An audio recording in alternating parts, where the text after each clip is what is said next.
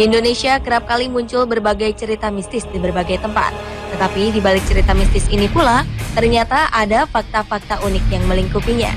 Tempat pertama adalah terowongan Casablanca. Terowongan ini memang tergolong angker dan penuh dengan cerita mistis. Bahkan cerita kemistisannya diangkat dalam layar lebar. Dari terowongan Casablanca hingga kira-kira radius 40 meter sesudahnya kerap terjadi kecelakaan. Penyebabnya pun tidak masuk akal. Konon para pengendara motor atau mobil kerap melihat sosok perempuan yang tiba-tiba saja melintas di hadapan kendaraannya.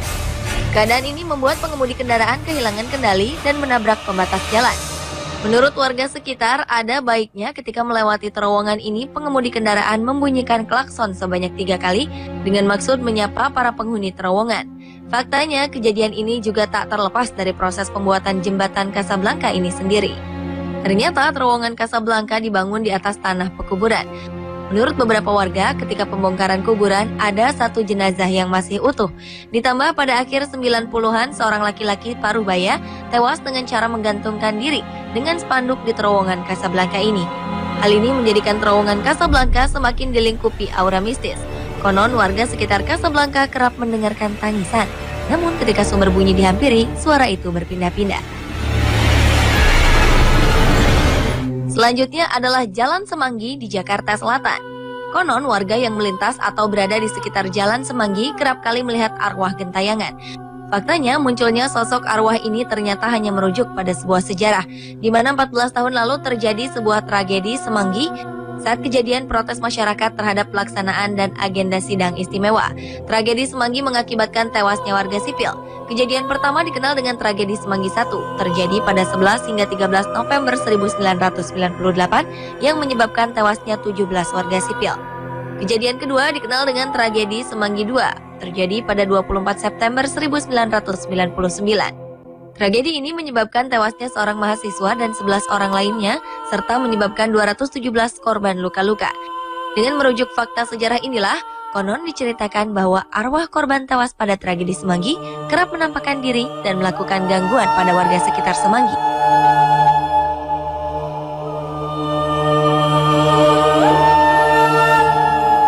Selanjutnya masih dari Jakarta Selatan adalah rumah Pondok Indah.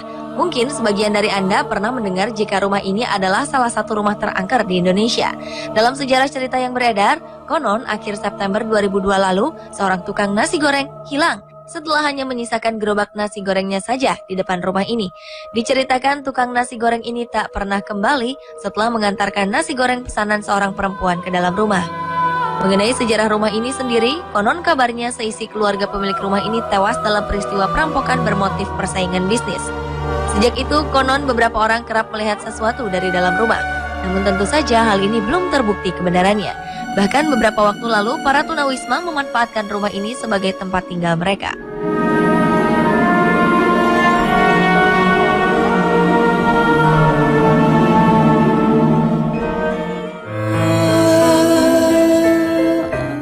Terakhir adalah Jalan Babakan Siliwangi, Bandung. Diceritakan bahwa di jalan ini sering terlihat sosok hantu boneka yang suka mengganggu pengguna jalan.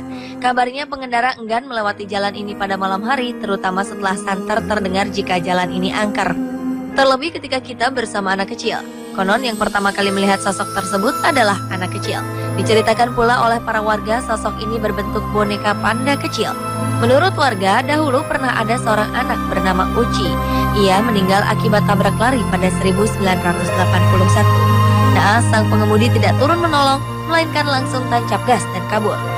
Selama dalam perawatan Rumah Sakit Saint Carolus Bandung, Uci kecil terus mengigau mencari boneka panda kesayangannya.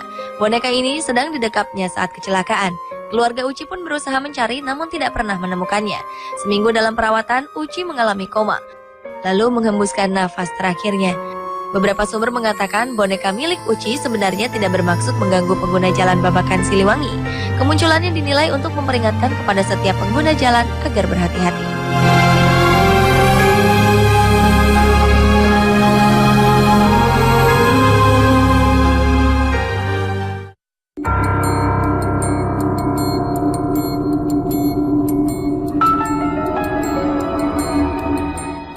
Fakta unik on the spot malam ini akan membahas tentang rumah-rumah angker di Indonesia. Diketahui budaya masyarakat Indonesia tak lepas dari berbagai kisah mistis. Salah satunya adalah kisah seputar rumah-rumah yang konon berhantu.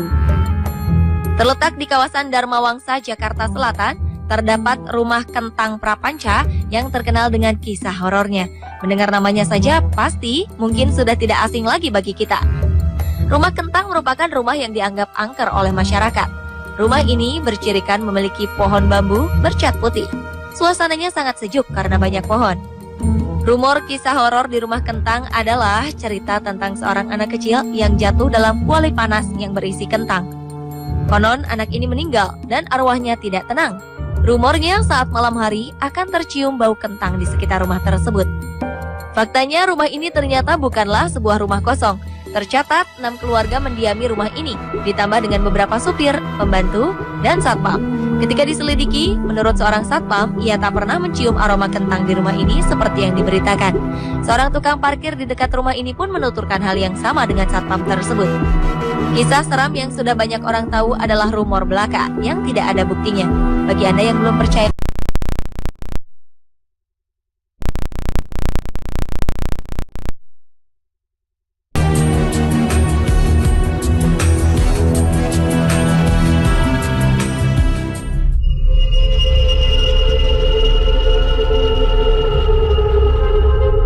di Surabaya terdapat rumah hantu Darmo yang terkenal menyeramkan.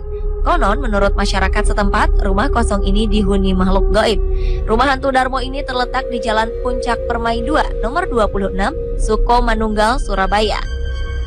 Dari pengamatan luar saja, rumah hantu Darmo sudah terlihat menyeramkan. Rumah besar ini kondisinya sudah tidak terawat. Atap rumahnya sudah tidak ada, hanya menyisakan pilar-pilar serta tembok. Bagian halaman rumah dan bagian dalam ditumbuhi semak belukar. Kisah dari rumah hantu ini sendiri sudah menyebar hingga pelosok tanah Jawa. Kabarnya rumah elit ini awalnya dihuni oleh sekeluarga. Namun kabarnya lagi, keluarga penghuni rumah ini tenggelam dalam kecelakaan perahu dan semuanya meninggal. Faktanya hingga saat ini baik satpam maupun masyarakat setempat benar-benar tidak mengetahui secara pasti siapa pemilik dan pewaris rumah hantu Darmo ini. Maka tak heran jika bangunan rumah Darmo mulai hancur dan berlumut. Kini keberadaan rumah hantu Darmo telah menjadi buah bibir paling terkenal bagi pecinta alam gaib di Surabaya. Kini rumah yang dulunya megah ini secara tak sengaja telah menjadi destinasi wisata horor oleh sebagian orang. Tempat ini justru tidak pernah sepi dari pengunjung.